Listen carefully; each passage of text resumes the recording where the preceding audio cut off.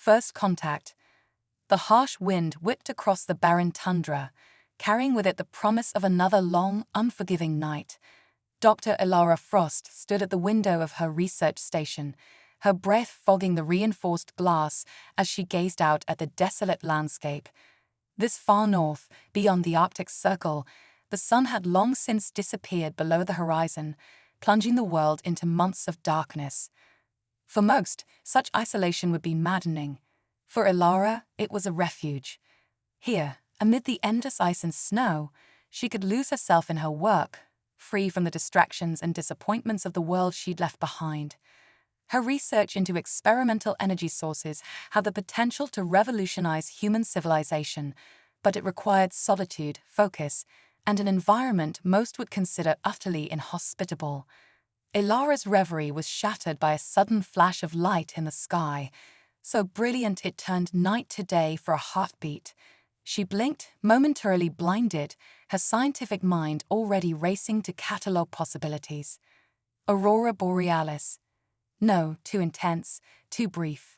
Meteor. Possible, but the trajectory seemed wrong. As her vision cleared, Elara's jaw dropped. A trail of fire streaked across the sky, descending rapidly towards the frozen earth. Whatever it was massive, and it was about to impact less than a kilometer from her station.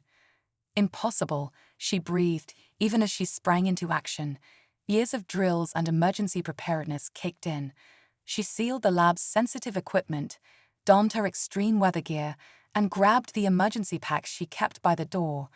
If this was some sort of aircraft going down, there might be survivors who needed help.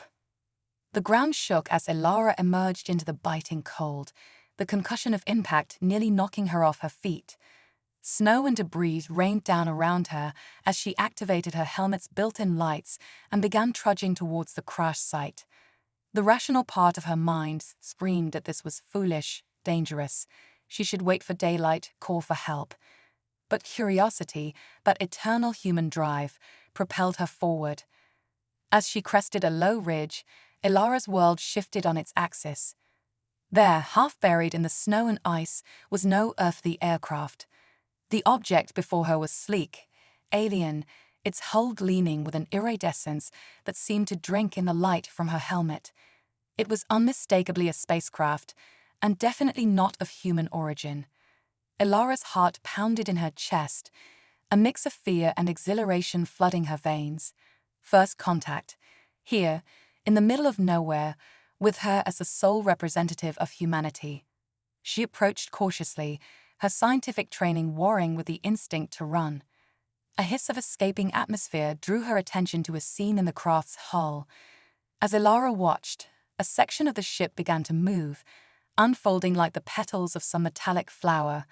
She tensed, one hand moving to the stunner at her hip, a precaution against polar bears that now seemed woefully inadequate. From the opening emerged a figure, tall and lithe, moving with a grace that belied the ship's violent landing. The alien, for it could be nothing else, was humanoid in basic shape, but there the similarities ended. Its skin was a deep, midnight blue, seeming to shimmer with pinpricks of light like a star field.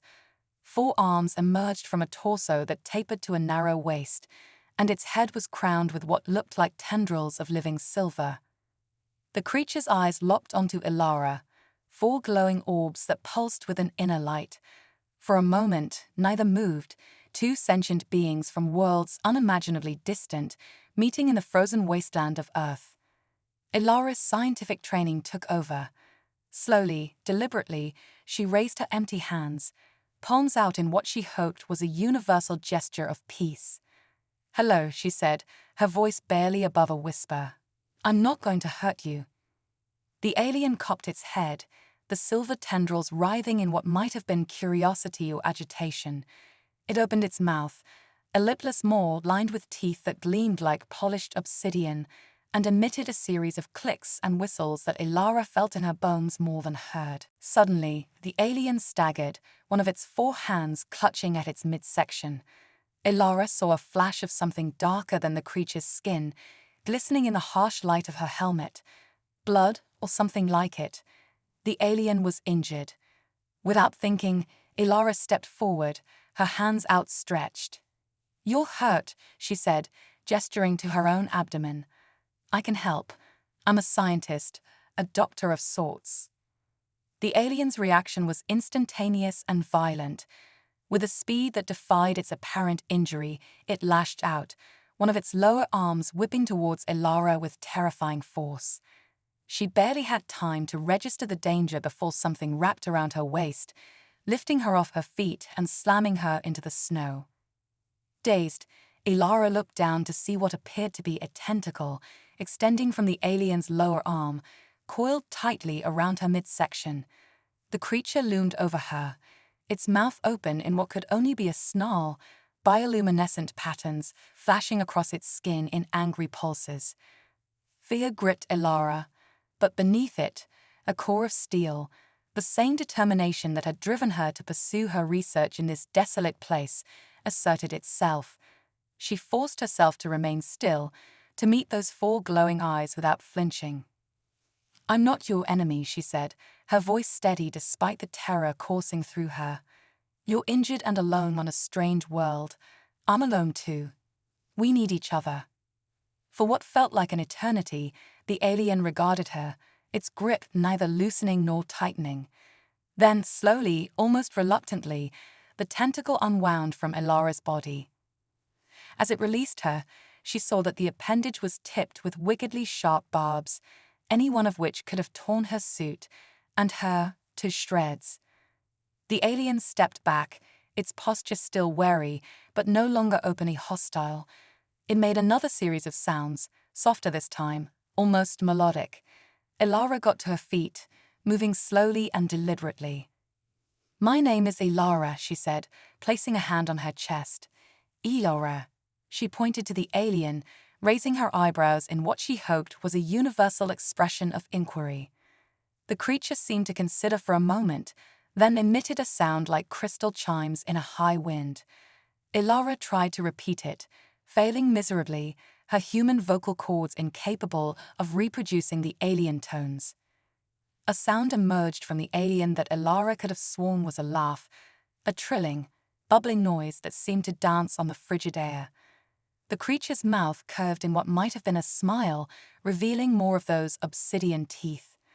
Elara couldn't help but smile in return. "Well," she said, "I suppose we'll have to work on that. But first, let's get you somewhere warm. You're not dressed for an Arctic night." As if on cue, a gust of wind howled across the tundra, driving snow and ice before it. The alien shivered visibly, its bioluminescent patterns dimming. Elara pointed towards her research station, just visible in the distance. "Shelter," she said, miming the act of going inside. "Food, medicine." She pantomimed eating and tending to a wound. The alien hesitated, its gaze darting between Elara and the downed spacecraft. Whatever internal debate it was having, the decision was made for it as another icy blast tore across the landscape. With a motion that might have been a nod, the creature gestured for Elara to lead the way. As they trudged through the snow, Elara's mind raced with the implications of what was happening. An alien here on Earth, a being from another world, walking beside her. The questions, the possibilities were endless. But for now, survival took precedence. Get to shelter, tend to injuries, establish communication. The rest would come later. Just before they reached the station, the alien stopped, placing one of its hands on Elara's arm. She turned, meeting those four glowing eyes. The creature made a series of gentle chirps and whistles, then placed its own hand on its chest, mimicking Elara's earlier gesture. Understanding dawned. "Your name," Elara said softly. "You're trying to tell me your name." The alien repeated the sound, and this time, Elara listened carefully, trying to find something in the alien phonemes that her human tongue could approximate. "Zarquin," she said finally. It wasn't quite right, missing harmonics her ears could barely perceive, but it was close enough. The alien, Zarquin, trilled in what seemed like approval. Elara smiled, feeling a warmth that had nothing to do with her insulated suit. "Well then, Zarquin," she said, gesturing towards the station's airlock. "Welcome to Earth." As the airlock cycled open, admitting them to the warmth and safety of the research station, Ilara felt a profound sense of rightness. This was why she had come to this isolated place, why she had dedicated her life to pushing the boundaries of human knowledge. Not for fame or fortune, but for moments like this, moments of discovery, of connection, of taking a step into the vast unknown. The door sealed behind them, shutting out the howling wind and endless night. As Ilara helped Zarquin out of the airlock and into the main lab, she knew that nothing would ever be the same. For her, for humanity, for the universe itself. First contact had been made, and it had happened not with armies or governments, but with a lone human scientist, extending a hand of friendship to a stranger from the stars. As Ilara began gathering medical supplies to tend to Zarquin's injuries, she couldn't help but feel a surge of pride. This, she thought, this is humanity at its best, curious, compassionate, and unafraid to embrace the unknown. The long Arctic night stretched ahead, full of challenges and discoveries yet to come. But for now, in this moment, two beings from different worlds had found common ground. And that, Ilara knew, was only the beginning. The cosmic dance. As the Arctic sun finally peaked above the horizon after months of darkness, Ilara Frost found herself in a situation she could never have imagined. Her isolated research station, once a sanctuary of solitude, now buzzed with an energy that defied the barren landscape outside. Zarquin, the alien who had quite literally dropped into her life, sat cross-legged on the floor of her lab, surrounded by an array of holographic displays. The alien's four arms moved in mesmerizing patterns, manipulating streams of data that danced in the air like aurora borealis. "Quantum entanglement," Ilara murmured, watching as Zarquin's ship schematics rotated in front of her. "You're telling me your ship uses quantum entanglement for faster-than-light communication?" Zarquin trilled an affirmative, the bioluminescent patterns on their midnight blue skin pulsing in sync with the holographic display. Over the past weeks, they had developed a rudimentary form of communication, part gesture, part vocalization, and part intuition. It wasn't perfect, but it was improving rapidly. Ilara shook her head in wonder. That's revolutionary. We've only theorized about such technology. The implications for physics, for space travel, for... Her excited rambling was cut short by a sharp alarm from one of her monitoring stations. Ilara frowned, moving quickly to check the readout. Her eyes widened. "That's impossible," she breathed. Zarquin chittered questioningly, gliding over to join her. "It's a gravitational anomaly," Ilara explained, pointing to the fluctuating graph on her screen. "Massive, and it's approaching Earth at an alarming rate." The alien's four eyes blinked in rapid succession, a gesture Ilara had come to associate with concern. Zarquin's tendrils writhed as they studied the data, then let out a low, mournful whistle. Ilara felt a chill that had nothing to do with the Arctic cold. "You know what this is, don't you?" Zarquin nodded sullenly. With a few deft movements, they called up a new holographic display. It showed a massive object, easily the size of Earth's moon, bristling with structures that were unmistakably artificial. "A ship," Ilara gasped. "But that's enormous. Why would anyone need a vessel that large unless—" Her voice trailed off as the implications sank in. Zarquin confirmed her unspoken fear with a series of sharp clicks. Invasion. Conquest. The gravitational anomaly was no natural phenomenon. It was a warship of unimaginable scale, coming to claim Earth as its prize. For a moment, Ilara felt overwhelmed. How could humanity possibly stand against such advanced technology? They were outgunned, outmatched in every conceivable way. But then she looked at Zarquin, this being from another world who had crash-landed in her backyard, who had shared knowledge beyond her wildest dreams. If one alien could change everything, what might humanity accomplish when united against a common threat? "We need to warn them," Ilara said, her voice filled with newfound determination. "Not just my government, but everyone. The whole world needs to know what's coming. Zarquin tilted their head, tendrils swaying in what Ilara had come to recognize as a gesture of agreement. But then the alien pointed to the holograms of their damaged ship, letting out a mournful trill. Ilara understood immediately. You're right. Even if we could get the word out, Earth's current technology is no match for that. She gestured to the image of the massive warship. We need an edge, something unexpected. An idea began to form in Ilara's mind, audacious, perhaps even insane, but with the potential to change everything. Zarquin, she said slowly, your ship's quantum entanglement drive.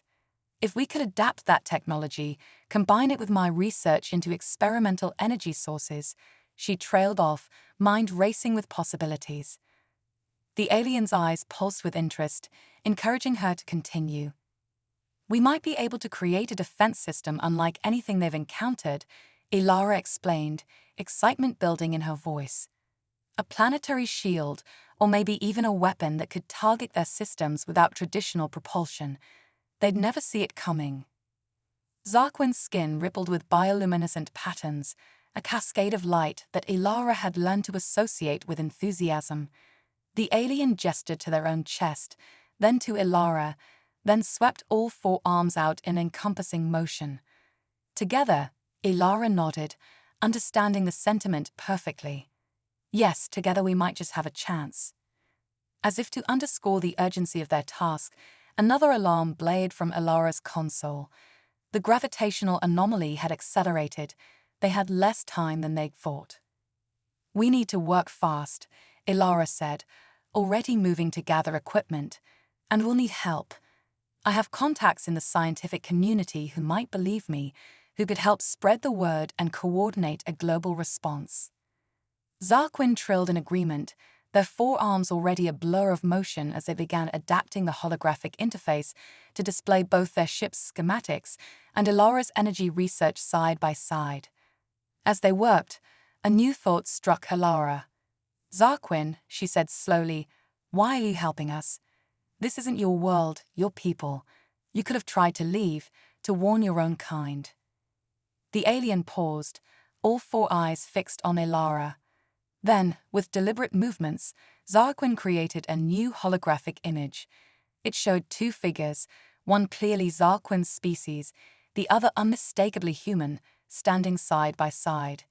Slowly, the figures began to dance, their movements complementing each other in perfect harmony. Ilara felt a lump form in her throat as she understood. A cosmic dance, she said softly. All sentient life, moving together in the great dance of the universe. Zarquin nodded, letting out a gentle, melodious trill that seemed to resonate with the very air around them. In that moment, Ilara realized that this alliance, this friendship, between human and alien was about more than just saving Earth. It was about proving that different species, born under different suns, could come together in times of crisis. That the universe wasn't just a cold, uncaring void, but a place where connection and cooperation could flourish even in the face of overwhelming odds. All right then, partner, Ilara said, squaring her shoulders as she turned back to their work.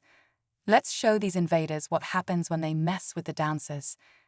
As human and alien bent over their shared task, the Arctic sun climbed higher in the sky, bathing the research station in golden light. Outside, the frozen landscape remained unchanging, oblivious to the monumental events unfolding within. But soon, very soon, the world would know. And when it did, humanity would face its greatest challenge and its greatest opportunity. The chance to prove that even in the vast, star-studded ballroom of the cosmos, Earth could hold its own in the great dance of sentient life. With renewed determination, Ilara and Zarquin threw themselves into their work. The fate of two worlds, and perhaps the very nature of intergalactic relations, hung in the balance. But in this remote Arctic laboratory, a spark of hope had been kindled. A spark that, with nurturing, might just grow into a flame bright enough to illuminate the entire galaxy. Quantum entanglement of hearts and minds. The world had changed overnight, literally. Ilara Frost stood before a hastily assembled panel of world leaders, scientists, and military strategists, her heart pounding but her voice steady. Beside her, Zarquin's presence caused a continual ripple of murmurs and wide-eyed stares. "Ladies and gentlemen," Ilara began, her voice echoing through the cavernous war room, "what I'm about to show you will redefine everything we thought we knew about physics, astronomy, and our place in the universe." With a nod to Zarquin, they activated their joint holographic display. The room gasped collectively as a perfect representation of Earth appeared, surrounded by a shimmering, iridescent field. "This," Ilara continued, "is Project Nebula Shield, a planetary defense system that utilizes quantum entanglement and zero-point energy to create an impenetrable barrier around our world." The assembled leaders leaned forward, a mix of hope and skepticism on their faces. "Impossible," muttered one general, his bushy eyebrows furrowed. Ilara smiled. "6 weeks ago, I would have agreed with you. But then—" She gestured to Zarquin, who stepped forward, their bioluminescent patterns pulsing with a calming blue light. "My new colleague here has shown me that the impossible is simply the undiscovered. Together, we've merged Zarquin's advanced quantum technology with my research into exotic energy sources. The result is a shield that doesn't just deflect or absorb energy, it redirects it through higher dimensions, rendering any attack essentially futile." The room erupted in a cacophony of questions and exclamations. Ilara held up her hands for silence. "I know this is a lot to take in, but we don't have the luxury of time for lengthy debates or peer reviews. The Vorax Armada, that's what Zarquin calls them, will reach Earth in less than 72 hours. A hush fell over the room at this grim reminder of their deadline. "Now," Ilara continued, her voice taking on a tone of steel, "we need your help. This isn't just a scientific endeavor, it's a global one. We need resources, manpower, and most importantly, unity. The Nebula Shield requires a network of transmission nodes across the planet. Every nation, every people, must play a part." What followed was a whirlwind of activity. As the world's leaders argued and negotiated, Ilara and Zarquin found themselves at the center of a storm of questions, each more complex than the last. Through it all, Ilara marveled at Zarquin's patience and grace. The alien's ability to simplify complex quantum concepts into understandable analogies was nothing short of miraculous.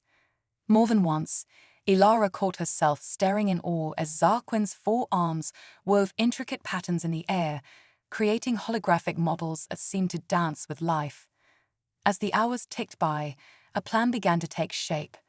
Resources were allocated, teams assembled, and a global network of Nebula Shield nodes began to materialize.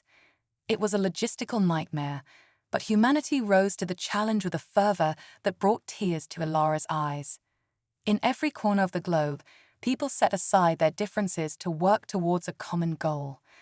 Ancient rivalries were forgotten as nations pooled their resources and knowledge. It was as if the entire human race had suddenly remembered that they were all, first and foremost, citizens of Earth. But even as hope blossomed, challenges arose. Dr. Frost, a stern-faced woman in a crisp military uniform, approached. "A word." Ilara excused herself from a group of engineers and followed the woman to a quiet corner. "I'll be blunt," the officer said, her voice low. "There are concerns about your alien friend. How do we know this isn't some elaborate trap? That this Nebula Shield won't leave us defenseless instead of protected?" Ilara felt a flare of indignation, but she forced herself to remain calm. "I understand your concerns, Colonel, but I've worked alongside Zarquin for weeks now. I've seen their technology in action. If they wanted to harm us, they've had ample opportunity." The Colonel's eyes narrowed. "Perhaps, but the stakes are too high to rely on trust alone. We need assurances." Before Ilara could respond, a familiar trill sounded behind her. She turned to see Zarquin approaching, their skin pulsing with patterns that Ilara had come to recognize as determination mixed with a touch of sadness. To both women's surprise, Zarquin extended one of their 4 hands, palm up. In it lay a small crystalline device, pulsing with an inner light. "What is that?" the colonel asked, her voice a mix of curiosity and suspicion. Zarquin trilled softly, and Elara's eyes widened as she understood. It's a key," she translated, "to Zarquin's ship. All their technology, their knowledge, they're offering it to us, as a gesture of trust."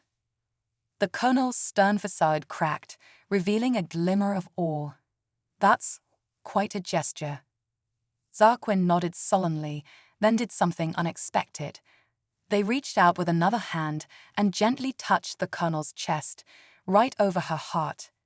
The alien's skin rippled with a warm, golden light.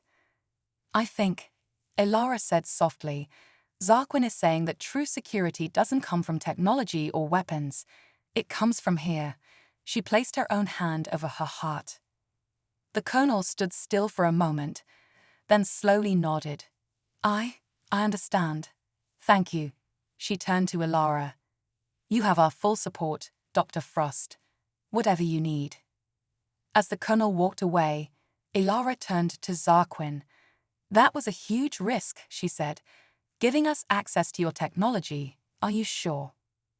Zarquin's response was to engulf Elara in an embrace with all 4 arms.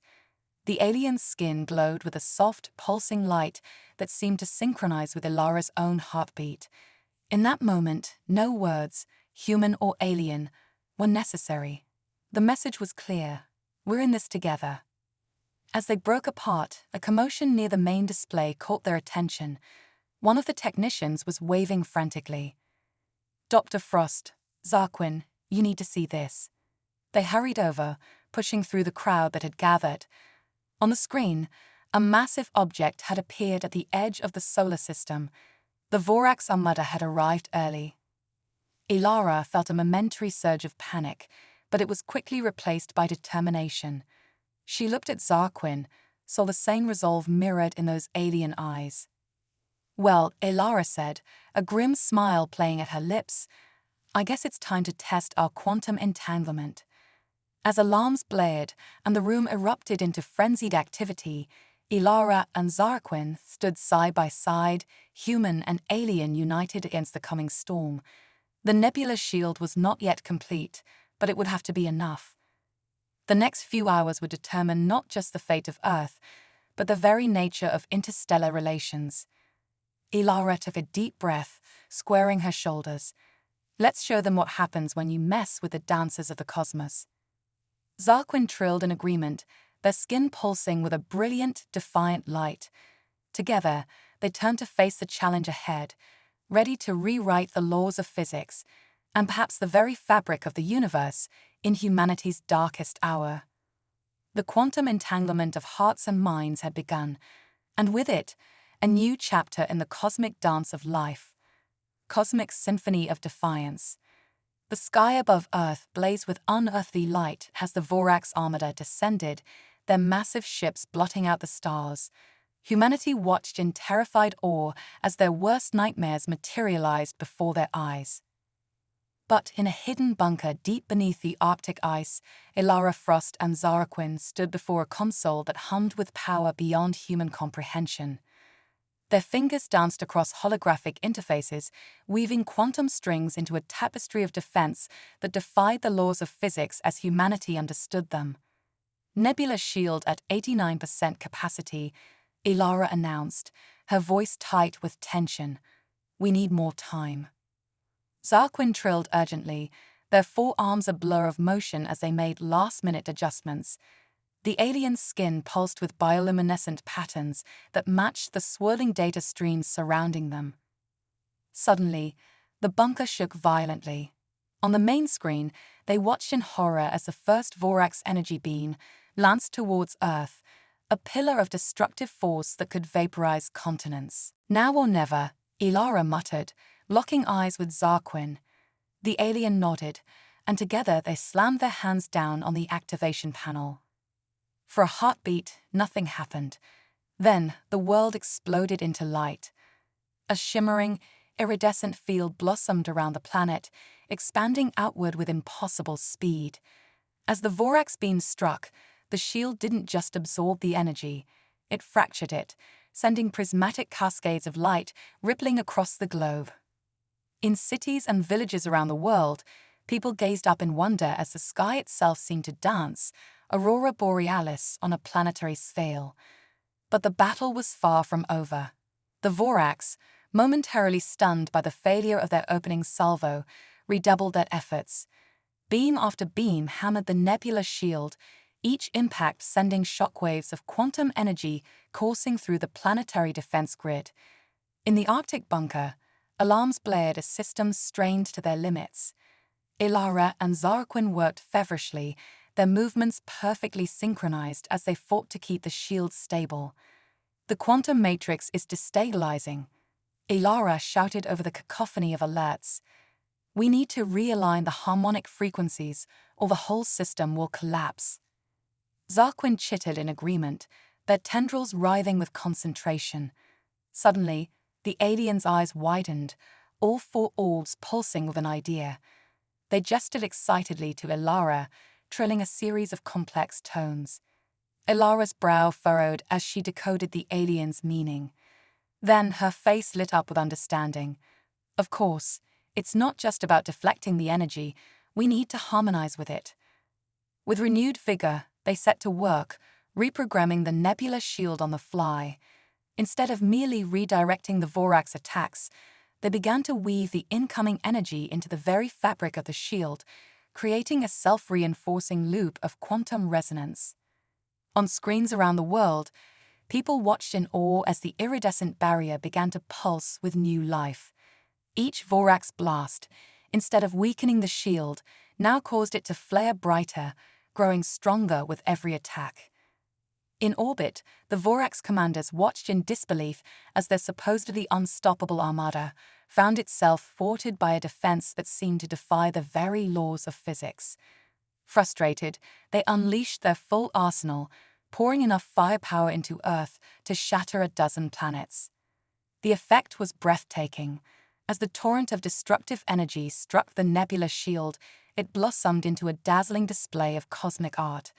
Fractals of light danced across the atmosphere, weaving patterns of mind-bending complexity that seemed to stretch into higher dimensions. In the Arctic bunker, Ilara and Zarquin stood transfixed, their hands intertwined as they watched their creation evolve beyond their wildest dreams. The quantum harmonics they had set in motion had taken on a life of their own, turning the very fabric of spacetime into a symphony of defiance. "It's beautiful," Ilara breathed, tears streaming down her face.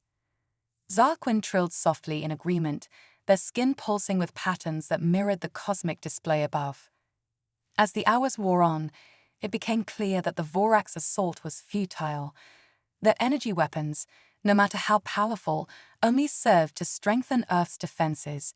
In a final, desperate move, they launched a massive kinetic projectile, hoping to overwhelm the shield through sheer physical force. Ilara and Zarquin watched with bated breath as the planet killer hurtled towards Earth. This was the moment of truth. Could their quantum harmonics handle solid matter as well as energy? The impact, when it came, was silent but earth-shattering. The massive projectile struck the nebula shield and disappeared. For a moment, nothing happened. Then, with a flash that outshone the sun, the projectile reappeared, heading straight back towards the Vorax fleet, its velocity multiplied 1,000-fold. The alien armada scattered in panic, but it was too late. Their own weapon, empowered by Earth's quantum defense, tore through their ranks like tissue paper. Ships exploded in silent bursts of light, their debris creating a new ring around Earth, a testament to humanity's triumph. As the last of the Vorax fleet fled into the depths of space, a cheer went up around the world. Humanity had faced its greatest threat and emerged victorious, not through superior firepower, but through innovation, cooperation, and the power of unlikely friendship. In the Arctic bunker, Ilara turned to Zarquin, her eyes shining with emotion. "We did it," she said softly. "We really did it." Zarquin's response was to envelop her in a four-armed embrace, their skin glowing with joy and relief. As they stood there, human and alien united in triumph, Ilara realized that they had done more than just save Earth. They had opened the door to a new era of cosmic understanding. The nebula shield, born from the merger of two vastly different technologies, now stood as a beacon to the stars. It was proof that cooperation between species was not only possible but transformative. Earth, once a cosmic backwater, had in one stroke announced itself as a force to be reckoned with in the galactic community. As news of their victory spread, Ilara and Zarquin knew that their work was far from over. The nebula shield had changed everything, and its implications would reshape human society in ways they could scarcely imagine. But for now, they allowed themselves a moment of pure, unbridled joy. Together, they had composed a cosmic symphony of defiance, and its echoes would resonate across the stars for eons to come. The dance of the universe had a new pair of partners, and their performance was only just beginning. Galactic ripples and quantum echoes. The dawn of a new era broke over Earth, its light filtered through the iridescent shimmer of the nebula shield. In the months following humanity's triumph over the Vorax, the world had changed in ways both profound and unexpected. Ilara Frost stood at the podium of the newly christened United Earth Council, her heart racing as she prepared to address representatives from every nation on the planet. Beside her, Zarquin's presence caused a continual ripple of awed whispers. "Distinguished delegates," Ilara began, her voice carrying across the grand chamber. "Today we stand at a crossroads, not just for our world, but for our entire understanding of the cosmos." With a gesture, she activated a holographic display that filled the air above the assembly. A three-dimensional map of the Milky Way materialized, dotted with pulsing lights of various colors. "What you're seeing is a real-time quantum entanglement map of our galaxy," Ilara explained. "Thanks to the nebula shield's unique properties, we're now able to detect and communicate with civilizations across vast interstellar distances." The chamber erupted in gasps and exclamations. Ilara allowed a small smile to play across her lips before continuing. "But this is more than just a communication tool. The nebula shield has fundamentally altered our relationship with the fabric of space-time itself. We are no longer merely observers of the cosmic dance. We have become active participants." She nodded to Zarquin, who stepped forward. The alien's skin rippled with bioluminescent patterns that seemed to echo the galactic map above. With graceful movements of their forearms, Zarquin began to manipulate the hologram. The assembly watched in awe as entire star systems shifted, space seeming to fold and unfold like cosmic origami. Impossible geometries bloomed and faded, hinting at dimensions beyond human comprehension. "What you're witnessing," Ilara continued, her voice filled with barely contained excitement, "is the next step in our evolution as a species, the quantum fold drive." She paused, letting the implications sink in. "Using principles derived from the nebula shield, we can now traverse vast cosmic distances not by moving through space, but by folding space itself around us. The stars are no longer out of reach." The chamber exploded into a cacophony of voices, questions and exclamations overlapping in a tangle of languages. Ilara held up her hands for silence. "I understand this is overwhelming, but it's only the beginning. Our partnership with Zarquin has opened doors we never knew existed. We stand on the threshold of a new age of exploration, discovery, and cosmic citizenship." As Ilara spoke, Zarquin continued their mesmerizing manipulation of the galactic hologram. Suddenly, a new light appeared on the map, a brilliant, pulsing beacon that outshone all others. "That," Ilara said, her voice softening with wonder, "is us. Earth. The nebula shield doesn't just protect us, it announces our presence to the cosmos. We are no longer a hidden backwater. We are a beacon of innovation, of cooperation between species, and the galaxy has taken notice." The hologram zoomed in, revealing a stream of lights converging on Earth from all directions. In the past week alone, we've received transmissions from over 100 alien civilizations. Some are cautious, others curious, but all are eager to establish contact with the species that defied the Vorax and reshaped the quantum landscape of the galaxy. Ilara's expression grew serious. This brings us to the purpose of today's assembly. We stand at a pivotal moment in human history. The decisions we make now will shape not just our future, but the future of countless worlds across the cosmos. She gestured to Zarquin, who stepped forward to stand beside her. Our friendship with Zarquin has shown us that cooperation between vastly different species is not only possible but transformative. Now, we have the opportunity to extend that spirit of collaboration to the stars themselves. Ilara took a deep breath, knowing her next words would change the course of human history forever. Distinguished delegates, I stand before you today to propose the formation of the Cosmic Concordat, a galactic alliance dedicated to the peaceful exploration of the universe, the sharing of knowledge, and the protection of all sentient life. The chamber erupted once more, but this time the voices were filled with excitement, hope, and a burning curiosity about the cosmic future that lay ahead. As the delegates debated and discussed, Ilara felt a gentle touch on her arm. She turned to see Zarquin, their four eyes pulsing with an emotion that transcended the need for words. The alien extended one hand, palm up, inviting Ilara to place her own hand upon it.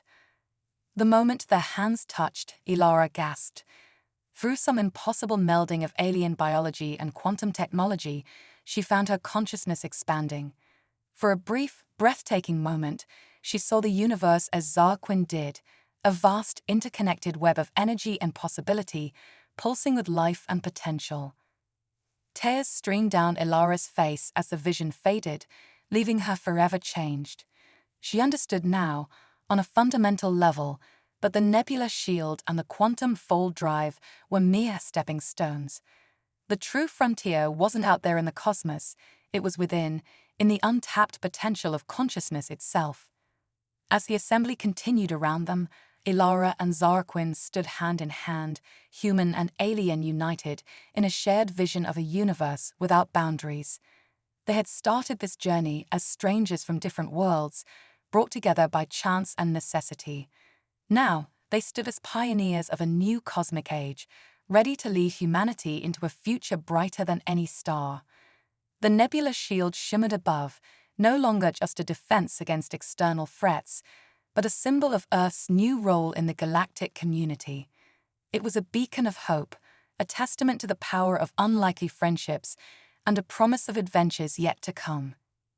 As Ilara gazed out at the assembled delegates, she saw not just representatives of nations, but envoys to the stars themselves. The cosmic dance had gained new partners, and Earth was ready to take its place on the galactic stage. With a smile that held the wonder of newfound universes, Ilara stepped forward to guide humanity into its cosmic destiny. The next movement in the grand symphony of existence was about to begin, and its melody would resonate across the stars for eons to come.